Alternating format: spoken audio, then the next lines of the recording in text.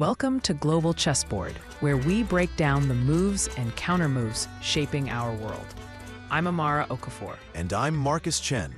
Before we dive in, a quick reminder that while we're discussing real geopolitical events, we ourselves are fictional characters created for this podcast.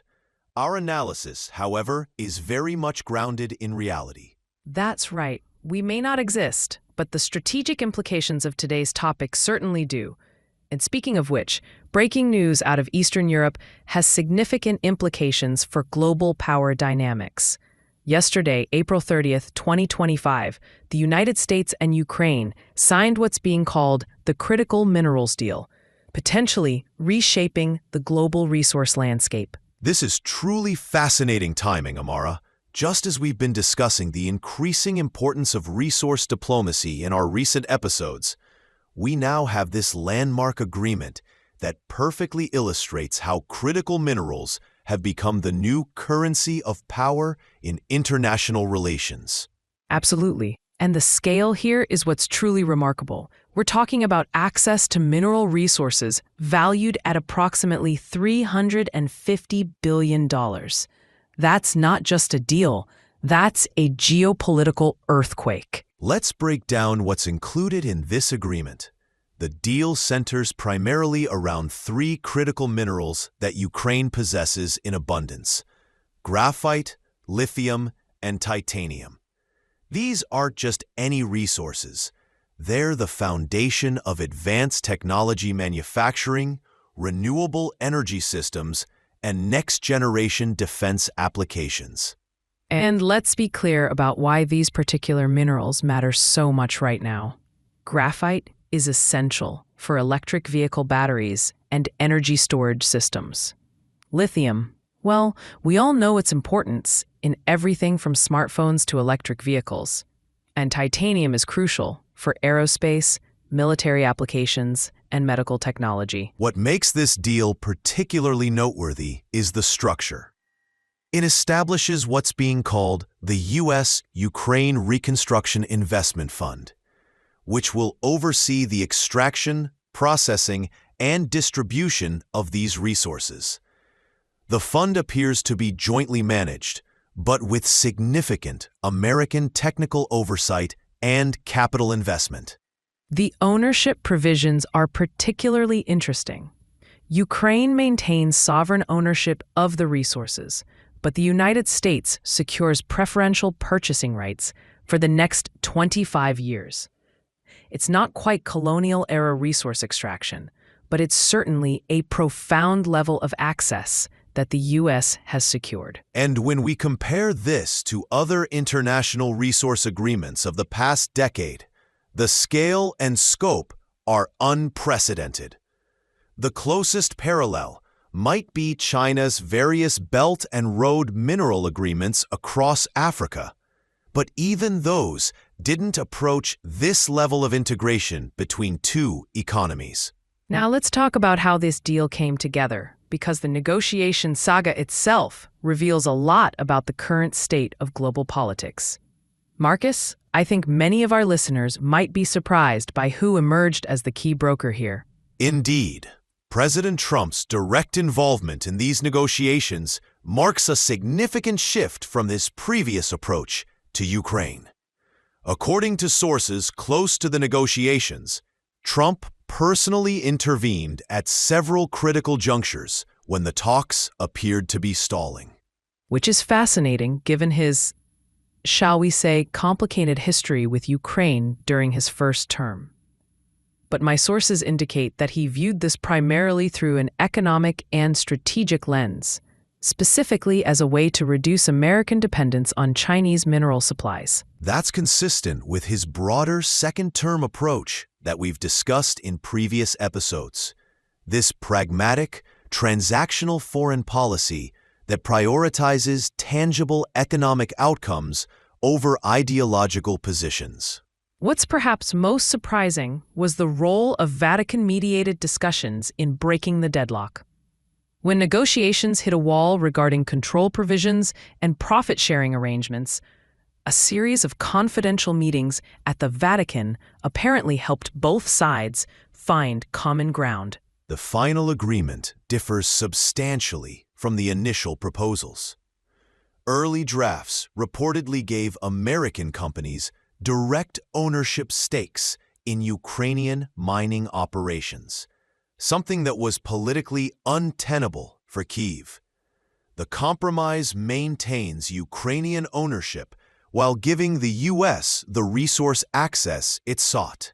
Before we continue with our analysis, a quick word from our sponsor. This episode of Global Chessboard is sponsored by Mind Studio, a platform with hundreds of free, ready-to-use, and easily customizable AI agents to help you get things done.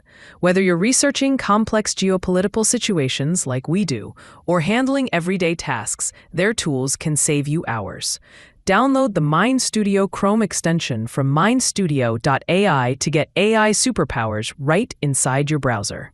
Now, back to our analysis of the U.S.-Ukraine minerals deal. Let's examine the strategic implications of this agreement. From the American perspective, this represents a significant move to reduce dependence on Chinese mineral supplies.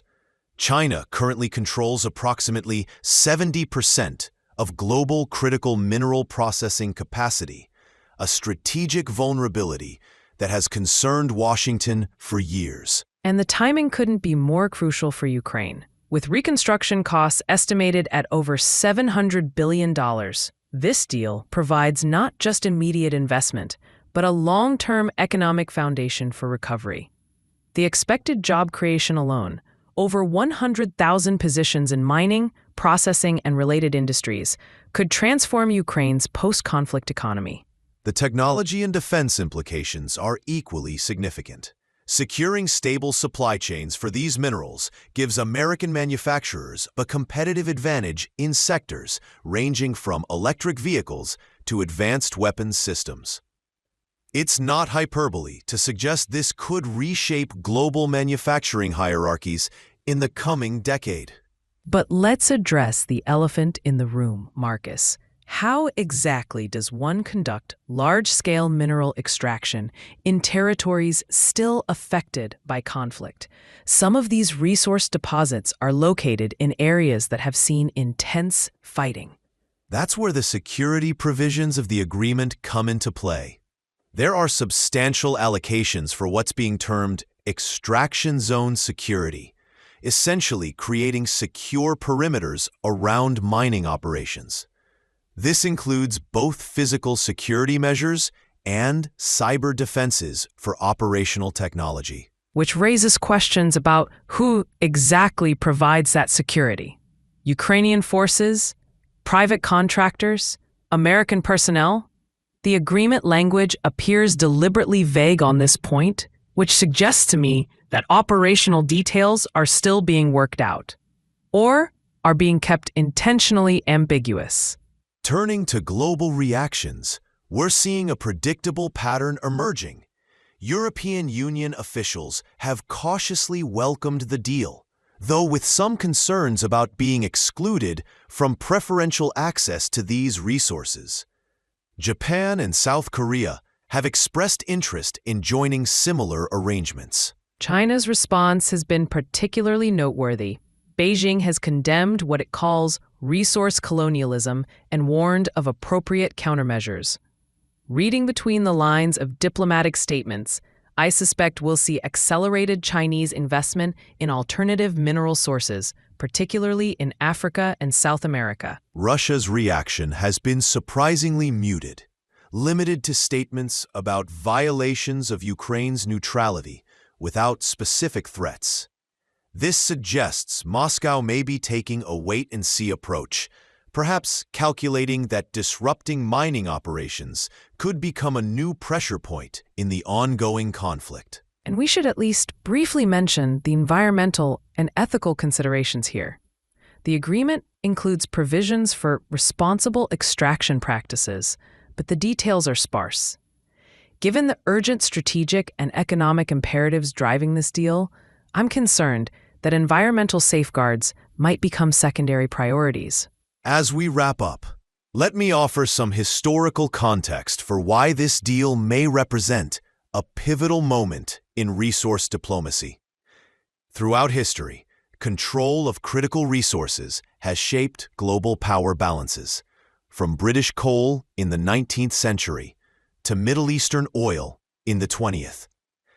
We may be witnessing the early stages of a similar realignment around these critical minerals in the 21st century. I agree with the historical significance, though I remain somewhat skeptical about implementation.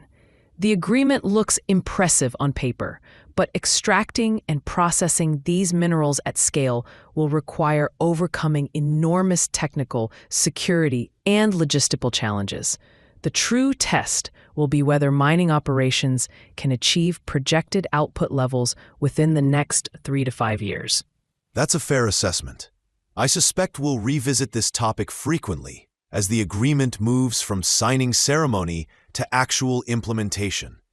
If successful, this could become a template for similar arrangements between the United States and other resource-rich nations seeking economic partnerships. And that's exactly what we'll be tracking on future episodes. For our next discussion, we'll be examining how this minerals deal might affect broader European energy security and NATO strategic planning.